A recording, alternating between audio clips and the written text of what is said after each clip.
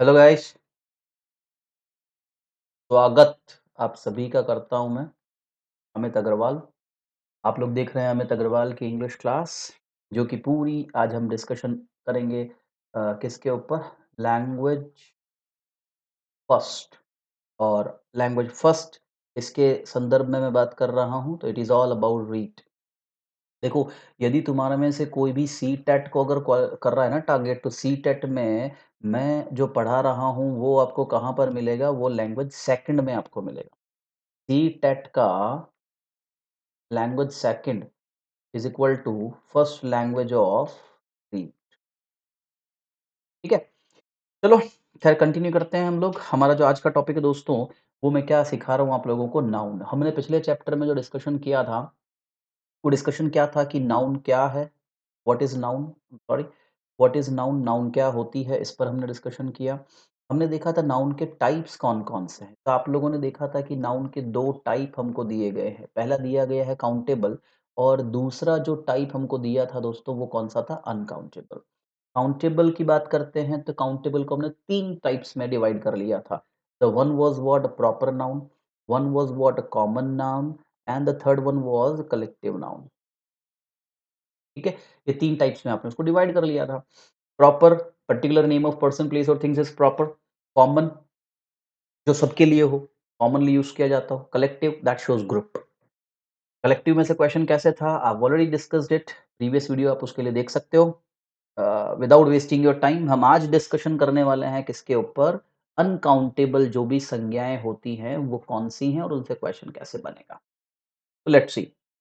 Uncountable noun की जब बात करें तो अनकाउंटेबल नाउन का मतलब क्या होता है? ऐसी संज्ञाएं that can not be counted, जिसको आप गिन नहीं सकते हो, और कभी-कभी आप उनको मेजर भी नहीं कर पाते हो। यूँ तो मेजर कर सकते हैं, यूँ तो आप उनको नाप या तोल सकते हो, लेकिन कभी-कभी कुछ संज्ञाएँ ऐसी होती हैं जिनको मेजर भी नहीं किया जा सकता है। तो बहुत से स्टूडेंट कन्फ्यूज़ हो जाते हैं, ऐसी संज्ञाएँ भी तो हैं जिनको ना नापा जा सकता है, ना तोला जा सकता है, उन्हें कहाँ रखें? तो उनको कहाँ रखना पड़ेगा? उनको रखेंगे हम अनकाउंटेबल में। भाई एग्ज़ाम्पल ले लो, जैसे हम सेंटेंस ले लेते हैं यहाँ पर, a very common word that everybody falls in its love, प्रेम। आप किसी से कह देते हैं एक वाक्य बड़ा जल्दी से, क्या कह देते हैं आप? I love you.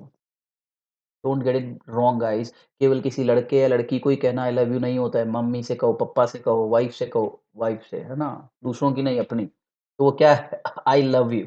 I love you जैसे ही आप किसी से कहते हैं, उधर से क्वेश्चन उठ के आता है, क्या इतना प्यार करते हो तुम मुझसे? अब ये जो आपका वर्ड है आई लव यू, वो तो यहाँ पर किसका काम कर रहा है? क्रिया का कर रहा है। ठीक है, लेकिन क्या आप लव जो संज्ञा होती है उसको नाप सकते हो? क्या आप बता सकते हो कोई किसको कितना प्रेम करेगा? नहीं। ठीक है, आप उसको क्या कह दोगे? मैं तुमसे 100 प्रेम करता हूँ, मैं तुमसे आधा किलो प्रेम करता हूँ। नो, आप उसको मेजर ही नहीं कर सकते हो। राइट? तो इस तरह की संज्ञाएँ भी होती हैं जिनको मेजर नहीं किया जा सकता है, काउंट नहीं किया जा सकता है। वो सभी संज्ञाएँ भी किसमें जाएँगी गाइज़? अनकाउंटेबल नाउन में। अनकाउंटेबल में सबसे पहले डिस्कस करेंगे हम किसको? मटीरियल नाउन को। It's that very obvious material that denotes material, जो कि गुड्स के बारे में बताता है। वो शब्द जो किसको प्रदर्शित करते हैं? सामग्री को प्रदर्शित करते हैं। वो सभी क्या हैं? Material noun. ये किसी भी फॉर्म में हो सकते हैं, ये सॉलिड ठोस हो, लिक्विड द्रव द्रव हो, पदार्थ ना, द्रव, गैस, इट्स गैस, किसी भी फॉर्म में। जैसे कि टी, कॉफ़ी, सैंड, उच्चारण ध्यान रखना, सैंड, ये सांड नहीं है दोस्तों, ए है लेकिन सैंड। सैंड मतलब होती है रेत, धूड़ा, that is sand. Soil, it is मिट्टी, जो खेतों में मिलता है। Water, you know, wine, wow, gold, silver, ink, pencil, brick, ईंट, wood, iron, glass. Iron, it is not iron, र नहीं टच करेंगे आप, आयरन। देखो इंग्लिश में फोनेटिक्स भी है ना? सो माइंड द प्रोनंसिएशंस, आयन या ग्लास, ये सभी क्या है? आपकी मटीरियल नाउन की तरह यूज़ किए जाते हैं। इनमें कुछ मटीरियल नाउन कभी-कभी कॉमन बन जाते हैं। टाइप पूछ रहा है तो फ़ोकस करना है ना, बाकी हमको उसका ज़रूरत नहीं है। अब जैसे यहाँ देखो, ही राइट्स विद पेंसिल। पेंसिल के साथ जब प्रीपोज़िशन क्या लग रहा है? विद, तो ये क्या बन जाता है? Common noun.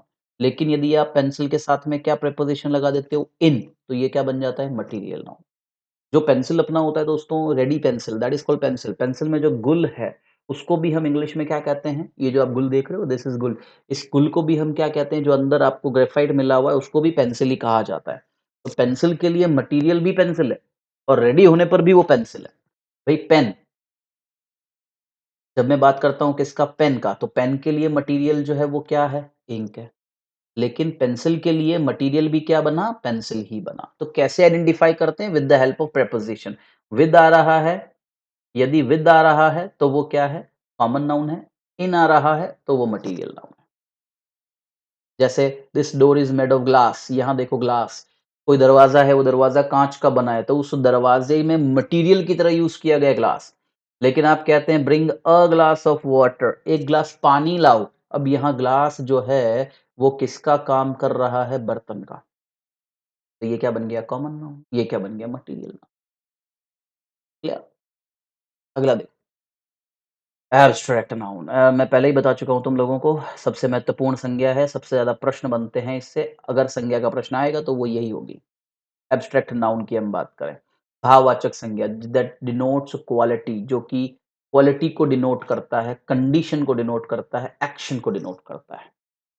हिंदी में अगर आप कह दो ना तो भाव या अवस्था बताने वाले शब्द भाववाचक संज्ञा कहलाते हैं। तो abstract it's nothing, it is what? भाववाचक। Oh my God, so many examples we have. bravery, बहादुरी, चाइल्डहुड। मैं इनके अर्थ नहीं बताऊँगा, कोई शब्द आपको नहीं आता है, आप खुद सोच लेना और डिक्शनरी को सँभाल लेना। बोलता जाऊँगा, लिखूँगा नहीं मैं। और दूसरी बात ये है, वैसे भी मेरा फ़ोकस जो है वो आपको मीनिंग के थ्रू समझाना नहीं है। मेरा फ़ोकस ये है, मेरा टारगेट ये है कि बिना मीनिंग के तुम नाउन को आइडेंटिफ़ाई कर पाओ। अगर आप ऐसा कर पा रहे हैं, दैट मीन्स आपने अंग्रेज़ी सीख लिया। Bravery, childhood, brotherhood, love, hate, silence शांति, पॉवर्टी गरीबी, ओपिनियन विचार, एक्सपेक्टेशंस आशाएं, कावर्डाइस बोले तो कायरता, ब्यूटी सुंदरता, कर्टसी शिष्टाचार, ट्रूथ सच, जेनोसिटी उदारता जिसको हम कहते हैं, ऑनेस्टी ईमानदारी, पोलाइटनेस विनम्रता, काइंडनेस दयालुता, स्ट्रेंथ ताकत, इनोसेंस मासूमियत, विजडम बुद्धिमानी, इग्नोरेंस किसी को नज़रअंदाज करने को इग्नोर कहते हैं ना हम, दैट इज़ इग्नोरेंस, ठीक है? अनजान जिसको हम कहें। एडवाइस सलाह, सजेशन भी सलाह, ठीक है? एब्स्ट्रैक्ट नाउन के इतने सारे उदाहरण। अब देखो खास बात क्या है एब्स्ट्रैक्ट नाउन में? जितनी एब्स्ट्रैक्ट नाउन लिखी है ना, वो अधिकतर एब्स्ट्रैक्ट नाउन में तुमको क्या मिलेगा जो मैं अंडरलाइन कर रहा हूँ, कहीं न कहीं इसमें कोई न कोई सफिक्स लगा है। साइलेंस, पॉवर्टी, शन, आईसीआई, ऑनेस्टी में वाई, ये डम, ये एंस, ये एसआईटीवाई, ठीक है? यहाँ पर आ जाएँ तो नेस, नेस, यहाँ पर आ जाओ शन, इग्नोरेंस। जो मैंने अंडरलाइन किए हैं दोस्तों वो सब क्या हैं? प्रत्यय हैं। कौन से प्रत्यय हैं? संज्ञा प्रत्यय। मतलब किसी शब्द के अंत में यदि ये आ रहे हैं, that is a noun. Abstract noun से क्वेश्चन कैसे बनेंगे? Now give your attention. Abstract noun से प्रश्न कैसे बनेगा? Change noun to adjective. आप संज्ञा को बदल दीजिए, जो आपको संज्ञा दी गई उसको बदल दीजिए किसमें? विशेषण में। जैसे ब्रेवरी, तो ब्रेवरी बदल गया ब्रेव, आपको सफिक्स हटाना रहा है इधर, ब्रेवरी बदल गया ब्रेव। कावर्डाइस तो बदल गया कावर्ड। जेनरसिटी बन गया जेनरस। काइंडनेस नेस हटाया बन गया काइंड। तो ये आपने जितनी भी एब्स्ट्रैक्ट नाउन है इन सभी को बदल दिया किसमें? एडजेक्टिव में।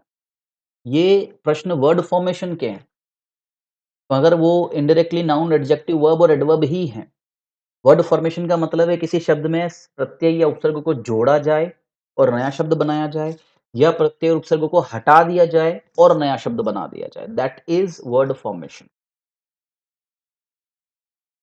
ठीक है? नाउन को किस में बदलना? वर्ब में बदलना भी आ सकता है। जैसे एडवाइस, ये सीई लग रहा है, एडवाइज एसई करते ही वर्ब बन जाएगी। एक्सपेक्टेशन मैंने इसमें से हटा दिया एशन, तो बन गया एक्सपेक्ट, ये वर्ब बन गई हमारी। कैलकुलेशन कैलकुलेट, ये वर्ब बन गया आपका। अजम्पशन अज्यूम, ये वर्ब बन गया आपका। सिंपैथी सिंपैथाइज, आईएसई भी लग सकता है, आईजेडई भी लगता है। आईजेडई और आईएसई ये दोनों क्या कॉन्सेप्ट है दोस्तों? आईएसई एक ब्रिटिश सफिक्स है क्रिया के लिए, आईजेडई एक अमेरिकन सफिक्स है क्रिया के लिए, राइट? देखो क्या है ना, अमेरिकन लोगों ने अपना लैंग्वेज को, इंग्लिश लैंग्वेज को थोड़ा चेंज कर दिया। वो लोग ये बोलते हैं कि अंग्रेज़ी बहुत डिफ़िकल्ट पड़ता है हम लोगों को। क्यों पड़ता है? क्योंकि जो वो लिखती है वो बोलती नहीं है, बोलती है वो लिखती नहीं। The English is crazy. तो उन्होंने क्या कहा कि भाई जो लिख रहे हो वो बोलो। अभी जैसे तुम लोग ये लिखते हो, आप देखो बहुत से लोग इसको इंडिविजुअल क्या बोल रहे हैं? इंडिविजुअल। ये ड है लेकिन साउंड किसका कर रहा है? ज का। बहुत से लोग इंडिविडुअल ड ही उच्चारित कर रहे हैं। तो जब आप इंडिविडुअल बोल रहे हो ना, दैट इज़ अमेरिकन।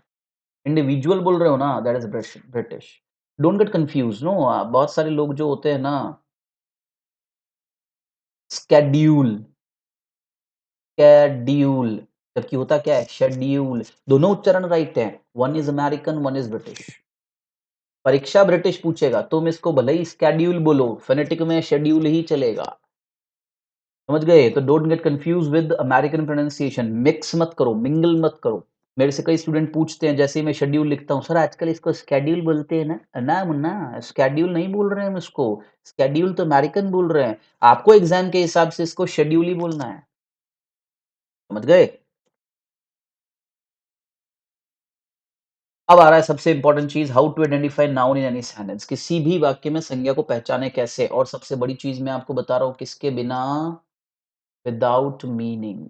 किसी भी मीनिंग के बिना आप किसी शब्द को कैसे पहचानोगे कि वो संज्ञा है? और यही ट्रिक्स आपका टाइम सेव करेगी। सबसे पहला देखोगे प्रीफिक्स या सफिक्सेस के माध्यम से। हालाँकि बहुत ही ना के बराबर प्रीफिक्स है तो जो नाउन बनाते हैं। ऑल क्या मिलेगा हमको? सफिक्स। एक-एक सफिक्स, एक-एक उदाहरण आपको याद करना है। मैं 2-2 दे के दे रहा हूँ, आपको और भी मिल सकते हैं। मगर एक सफिक्स के लिए एक एग्ज़ाम्पल कम से कम आपको याद होना चाहिए। जैसे आपका सफिक्स है शन, तो कैंसिलेशन, कंपनसेशन, अल्टरेशन सभी जगह शन आ रहा है, संज्ञा बन गया। मेंट संज्ञा बना के देगा, अचीवमेंट, एस्टोनिशमेंट, कमिटमेंट। मैं मीनिंग पर इसलिए नहीं फ़ोकस्ड हूँ गाइस क्योंकि मैं आपको नहीं चाहता हूँ मीनिंग बताना, right?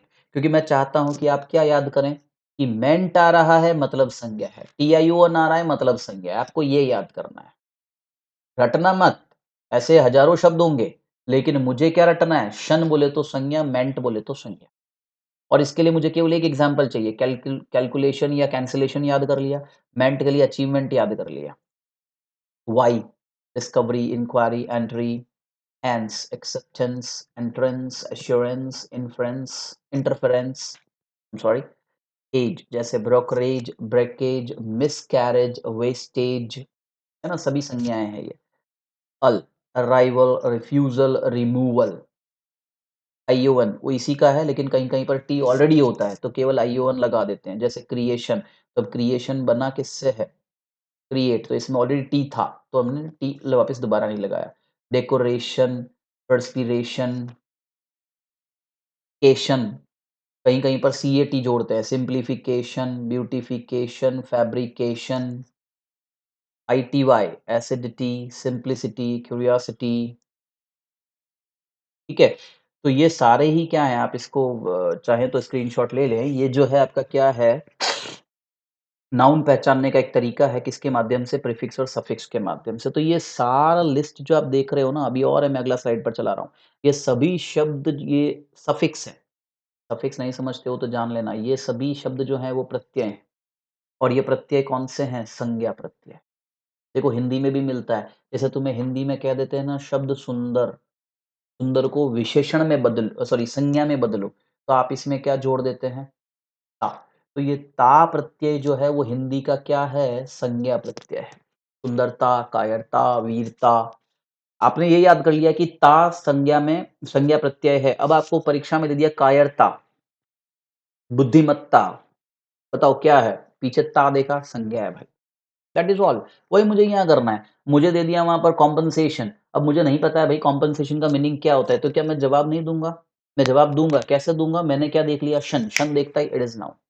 Complete my answer. I've got 1 mark, मुझे 1 नंबर मिल गया। एस्टोनिशमेंट का अर्थ कितने लोग जानते हैं तुम में से? एस्टोनिशमेंट कितने लोग जानते हैं? सोचो ज़रा, अपने मन में सोचो, क्या तुम एस्टोनिशमेंट का मीनिंग जानते हो? नहीं जानते। लेकिन अगर ये एग्ज़ाम में आ गया तो क्या जवाब नहीं दोगे? Yes will give, we want 1 mark. कैसे देंगे? क्या लग रहा है इसके लास्ट में क्या मिल रहा है मुझे? MENT MENT किसको बताते हैं? नाउन। I got 1 mark. समझ गए? तो मेरा टारगेट क्या है, तुम्हें अंग्रेजी ऐसे सिखाना कि अंग्रेजी को बिना हिंदी के ही कर लो, और ये लैंग्वेज 1 में ही संभव है, लैंग्वेज 2 में मैं ऐसा नहीं कर सकता। लैंग्वेज 2 में आपको सेंटेंस को किसी भी हालत में समझना पड़ेगा, क्योंकि वो कांसेप्ट पर चला जाता है। तो आपको किसी भी हालत में सेंटेंस समझना होगा, या तो इंग्लिश में या हिंदी में, मगर समझना ज़रूर पड़ेगा। Language 1 I give you guarantee आप बिना हिंदी के पूरे पेपर को सॉल्व कर लोगे। अगला स्लाइड देखो। और कौन-कौन से हैं? जैसे ईआर, जैसे लाफ्टर, जैसे स्पीकर, जैसे लिसनर, है ना? जैसे सुनना, सुनने को क्या कहते हैं? लिसन, तो क्या लगा दिया? ER, listener. बताओ चलो जल्दी-जल्दी बताते जाओ। गाड़ी चलाने को क्या बोलते हैं?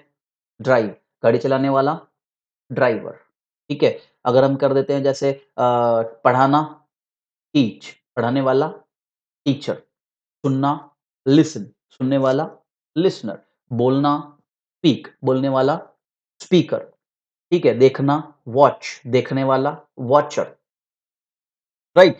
तो ये ईआर आप लगा रहे हो, जैसे खाना बनाना, कुक, लेकिन खाना बनाने वाला कुकर नहीं होगा, बिल्कुल सही। खाना बनाने वाले को आप क्या कहेंगे? कुक ही कहेंगे। तो हर जगह ईआर नहीं चिपकता है। देखो अभी एक ही शब्द है, संज्ञा का भी काम कर रहा है और क्रिया का भी काम कर रहा है। अब इस शब्द की स्थिति से हमको पता लगेगा कि ये नाउन है या वर्ब है। He is a good cook. Where is the cook? ठीक है? अब देखो ये कुक शब्द मैंने 2 जगह पर लिखा है, he is a good cook या वेयर इज़ द कुक? ये कुक यहाँ पर किसका काम कर रहा है? सब्जेक्ट का काम कर रहा है। ये किसका काम कर रहा है? यहाँ पर कॉम्प्लीमेंट टू द सब्जेक्ट का काम कर रहा है। तो ये शब्द क्या बन गए आपके? संज्ञा बन गए। लेकिन मैंने कर दिया आई कुक फूड, ये कुक किसका काम कर रहा है? वर्ब का। बस, तो वाक्य में स्थिति पहचानेंगे और हमें पता लग जाएगा। अर्थ भले ही मत आओ। चर, मिक्सचर, आर्किटेक्चर, कैंडिडेचर, नेस, कहीं भी आ जाओ, हैप्पीनेस, फुलिशनेस, इलनेस, शिप, कोई सी भी शिप हो, membership, friendship, leadership, all ships are noun. I S M, feminism, journalism, I S M. तो ये सभी आपके प्रत्यय हैं दोस्तों। I N G, swimming, smoking, laughing. अब यहाँ कन्फ्यूजन है। क्या कन्फ्यूजन है? भाई हमने क्या पढ़ा है? वर्ब की फर्स्ट फॉर्म प्लस आईएनजी जो होता है वो किसका काम करता है? वर्ब का काम करता है। तो ये नाउन में कैसे? उसको कैसे पहचानेंगे? चलिए अगली बात देखो। दूसरा तरीका क्या है पहचानने का? या तो वो शब्द सब्जेक्ट होगा या ऑब्जेक्ट होगा। यदि कोई शब्द सब्जेक्ट या ऑब्जेक्ट की जगह आ रहा है, तो इसका मतलब वो शब्द किसका काम कर रहा है? या तो नाउन का या प्रोनाउन का। प्रोनाउन शब्द फिक्स है, तो इसका मतलब ऑब्वियसली वो शब्द क्या होगा? नाउन होगा। जैसे देखो आईएनजी का ही उदाहरण देता हूँ। A good beginning is half ending. अब यहाँ पर मैंने क्या लगा रखा है आपको दिख रहा है? I N G, I N G. अगर आपने ये से सोच लिया, आपको बिगिनिंग अंडरलाइन करके दिया है और आपने ये सोच लिया आईएनजी देखते ही तो क्रिया है, आप गलत हो गए। क्योंकि ये पूरा ही पद जो है वो किसका काम कर रहा है? सब्जेक्ट का, और ये जो है वो क्या बन रहा है? तुम्हारा ऑब्जेक्ट। तो गुड बिगिनिंग ये डिटरमिनर है, ये एडजेक्टिव, और बिगिनिंग क्या बन गया? तुम्हारा नाउन। क्योंकि सब्जेक्ट में आ रहा है इसलिए आईएनजी क्या है? नाउन। ऑब्जेक्ट में आ रहा है इसलिए आईएनजी क्या है? नाउन। एक और एग्जांपल से समझो।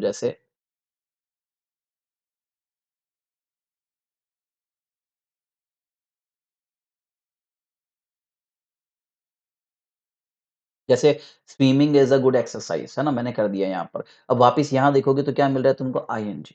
ये आईएनजी यहाँ पर किसका काम कर रहा है? क्या ये आईएनजी यहाँ वर्ब है? क्या ये आईएनजी यहाँ नाउन है? क्या लग रहा है? नाउन है।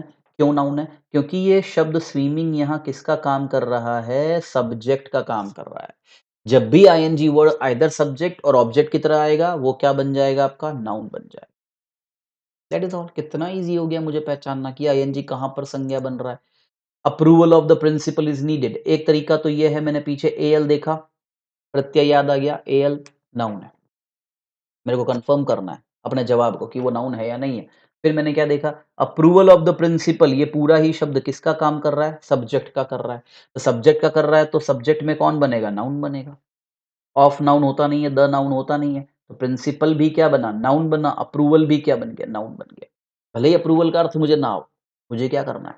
मुझे एग्ज़ाम ने क्या पूछा है? ये शब्द नाउन है या नहीं है? तो तरीका क्या हो गया? पहले एएल को देखा, एएल आ रहा है, नाउन हो सकता है। फिर दूसरा कन्फर्मेशन कैसे लिया? सब्जेक्ट में आ रहा है, नाउन ही है। समझ गए? समझ गए? एक एक और देखो, she was ईगरली waiting for the invitation. शन आ रहा है, एक और तरीका यहाँ पहचानने का क्या है? शन। कन्फर्म कर लिया शन, फिर और कन्फर्मेशन चाहिए, तो ये वेट कर रही है किसका? इसका। ये क्या बना? ऑब्जेक्ट बन गया। ऑब्जेक्ट में साधारणतया क्या आती है? संज्ञा। शन और ऑब्जेक्ट दोनों ने मुझे क्या बता दिया? ये क्या है? Noun. I'm damn sure invitation noun बन गया। मुझे अर्थ ही नहीं चाहिए, मुझे किसी का अर्थ नहीं चाहिए, मैं बिना अर्थ के बता सकता हूँ वो नाउन है, एडजेक्टिव है या एडवर्ब है। वाक्य में शब्द को देखो, उसकी स्थिति को देखो, आपको पता लग जाएगा वो क्या कर रहा है। ठीक है? और देखते हैं। तीसरा तरीका क्या है? आर्टिकल। जब भी किसी शब्द के पहले क्या मिलेगा तुम्हें? आर्टिकल मिलेगा। प्रीसीड मतलब होता है पहले आना। तो आर्टिकल सामान्यतः संज्ञा के पहले ही आते हैं। देखो, आई सॉ द नोटिफिकेशन। पता करने का तरीका शन से पता लग गया ये नाउन है। फिर भी कंफर्म करना है इसके पहले क्या आ रहा है? द, तो ये नाउन हो गया। It is a reality. पता करना है, एक तरीका तो है आईटीवाई। कंफर्म करना है, पहले क्या आ रहा है? एक और जगह पर देखें, आर्टिकल। कंफर्म नाउन बन गया। रियलिटी का अर्थ मत आओ, मुझे किसमें चाहिए अर्थ। ठीक है? लेकिन एक और कंफ्यूजन तुम लोगों को कहाँ हो जाता है? देखो, जैसे बहुत सी बार क्या करते हैं हम? She is a beautiful girl. आप लोग क्योंकि रटते हो ना, आप कॉन्सेप्ट को नहीं समझते हो। आप लोग क्या करते हो? सभी रटोगे। आप लोग क्या बोलोगे? सर ने बोला आर्टिकल के बाद हमेशा नाउन आती है। तुमने रट लिया आर्टिकल के बाद हमेशा नाउन आता है। तुम्हारा दिमाग नहीं लगाओगे। अब ये आर्टिकल लगा दिया, इसके बाद क्या आ रहा है? ब्यूटीफुल। तुमने क्या कह दिया कि ए के बाद में ब्यूटीफुल आ रहा है, तो क्या ये शब्द संज्ञा शब्द बन गया? नहीं बना। ब्यूटीफुल जो है वो तो क्वालिफाई कर रहा है किसको? गर्ल को। ठीक है? तो आर्टिकल के बाद नाउन तो आ ही रही है, लेकिन नाउन को क्वालिफाई करने वाला शब्द ये आ गया, तो ये क्या बन जाएगा तुम्हारा? एडजेक्टिव। तो रटना मत कि आर्टिकल के तुरंत बाद नाउन आती है। नियम ये है कि आर्टिकल के बाद नाउन आएगा, तुरंत आई ये जरूरी नहीं है, वो दूसरे शब्द भी उसके बीच में हो सकते हैं। ठीक है? After a preposition. प्रीपोजिशन के बाद सामान्यतया जो है वो हमको क्या मिलती है? प्रीपोजिशन के बाद में हमको सामान्यतया संज्ञा मिलती है। देखो, जैसे कैंसर। विद के बाद पॉवर्टी। ठीक है? पैरेललिज्म। पैरेललिज्म का मतलब क्या होता है? समानांतरता। समानांतरता क्या होती है? कि जब दो शब्दों को आप किसी शब्द से जोड़ देते हैं,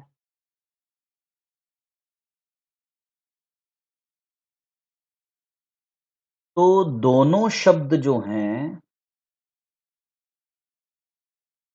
समान पार्ट ऑफ स्पीच के होंगे।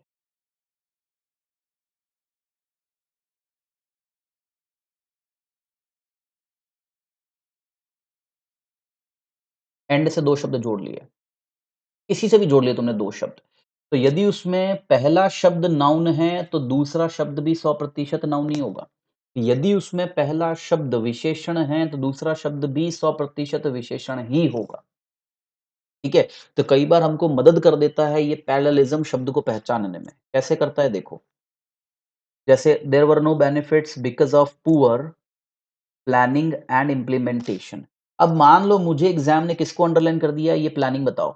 ये कौन सा पार्ट ऑफ स्पीच है? यहाँ मुझे क्या मिल रहा है अंत में? आईएनजी। आईएनजी देखते ही मेरे दिमाग में क्या आ जाएगा? यार ये क्रिया हो सकती है। फिर मुझे यहाँ एक और क्या दे रखा है? वर दे रखा है। बच्चे क्या सोचते हैं? वॉज वर्ब के साथ में क्या आता है? आईएनजी आता है। तो ये आईएनजी यहाँ क्या हो सकती है? क्रिया हो सकती है। लेकिन ये प्लानिंग शब्द जो है वो जुड़ा हुआ है किससे? एंड से। एंड से जुड़ा है, और एंड के बाद वाला शब्द क्या है? इम्प्लीमेंटेशन। इसके अंत में क्या मिल रहा है तुम्हारे को? टीआईओएन। ठीक है? तो ये शब्द जो है ये क्या बन गया तुम्हारा? नाउन बन गया। तो किसी भी सूरत में शब्द प्लानिंग जो है वो वर्ब नहीं हो सकता, वो हमेशा क्या होगा? नाउन ही होगा। ये पैरेललिज्म है। Relation with main and is environment. Relation with main and is environment. Environment पूछ लिया, तुम्हें नहीं आ रहा। हमने क्या देखा? मेन। मेन तो नाउन है, सभी जानते हो, तो एनवायरमेंट भी क्या होगा? 100% नाउन ही होगा। ये पैरेललिज्म होता है। तो आर्टिकल के पहले बात करोगे तो भी सामान्यतया तुम्हें आर्टिकल के बाद करोगे तब भी तुम्हें क्या मिलेगा? नाउन। प्रीपोजिशन शब्द ही वो होते हैं जो संज्ञा को वाक्य से जोड़ते हैं। और पैरेललिज्म मतलब समानांतरता। यदि ये एंड या किसी दूसरे but, both and, not only but also किसी से भी जुड़े हैं, दोनों सेम कैटेगरी के होंगे, सेम पार्ट ऑफ स्पीच हो। अर्थ नहीं चाहिए हमको, हमें अर्थ काहे में चाहिए? और क्या तरीका है? Possessive word. पॉसेसिव का मतलब क्या होता है? अधिकारवाचक। अधिकारवाचक शब्द जैसे कि माय हो गया, आवर हो गया, योर हो गया, ये अधिकारवाचक है। या आपको ऐसा दे दिया जाए राम्स, अधिकारवाचक हो गया, या अधिकारवाचक के लिए जोड़ दिया जाए ऑफ प्रीपोज़िशन। अच्छा, अधिकार किस पे बताओगे आप? किसी व्यक्ति पे, किसी वस्तु पे या किसी स्थान पे? किसका बताओगे आप? किसी व्यक्ति का, किसी वस्तु का, किसी स्थान का? इसका मतलब ये हुआ कि अधिकारवाचक शब्द जो होते हैं ना, इनके बाद में सामान्यतया क्या मिलती है आपको? संज्ञा। देखो, how to tackle the grass root reality of development. अब मैंने क्या शब्द लिखा है यहाँ पर? O F of. यहाँ क्या आ रहा है? रियलिटी। यहाँ क्या आ रहा है? डेवलपमेंट। पहचानने का एक तरीका आईटीवाई, दूसरा तरीका एमईएनटी। नहीं याद रहा प्रत्यय हमको, कोई बात नहीं। क्या शब्द आ रहा है? ओएफ। अधिकार बता रहा है। अधिकार बताने वाले शब्द के बाद में क्या आएगा? संज्ञा। पहले सामान्यतः क्या आएगी? संज्ञा। English has vast treasure of literature. चर, तुमने पहचान लिया टीयूआरई, मगर हम भूल गए, चर नहीं याद है हमारे को। ट्रेजर, ये तो कोई आपका प्रत्यय ही नहीं है। कैसे पहचाने? तो बीच में हमको जो अधिकारवाचक शब्द दिया है वो क्या दिया है? ऑफ। याद रखना, ये जो होता है ना, इसका उच्चारण ये होता है, और ये जो तुम बोलते हो ना, इसका उच्चारण ये होता है। ऑफ दिया है हमारे को, तो ऑफ के बाद में भी संज्ञा और ऑफ के पहले भी संज्ञा, तो ट्रेजर भी नाउन बन गया, लिटरेचर भी नाउन बन गया। डिटरमिनर्स के बाद में आपको हमेशा संज्ञा मिलेगा। डिटरमिनर बनाया ही इसीलिए है क्योंकि ये वो शब्द हैं जिनके साथ हमेशा नाउन आता है। We have to accept this reality, this के बाद रियलिटी, तरीका आईटीवाई, नहीं तो दिस के बाद आ रहा है। For him there remains no alternative except to learn this language. No आपका डिटरमिनर है नहीं के अर्थ में, तो अल्टरनेटिव एक तरीका तो हो गया टीआईवीई, एक तरीका क्या हो गया? अल्टरनेटिव, ये भी क्या बन गया? Noun. Object to transitive verb मतलब कि सकर्मक क्रिया के तौर पे, स्विमिंग। ठीक है? चलिए, तो ये आपकी सकर्मक क्रिया है। सकर्मक क्रिया का ऑब्जेक्ट जो होता है वो क्या बन जाएगा? वो बन जाएगा आपका स्विमिंग, राइट? चलिए, मुलाकात करते हैं आपसे अगली कक्षा में। पढ़िए, समझिए, कोई तकलीफ होता है पूछिए। बहुत-बहुत धन्यवाद आप सभी का।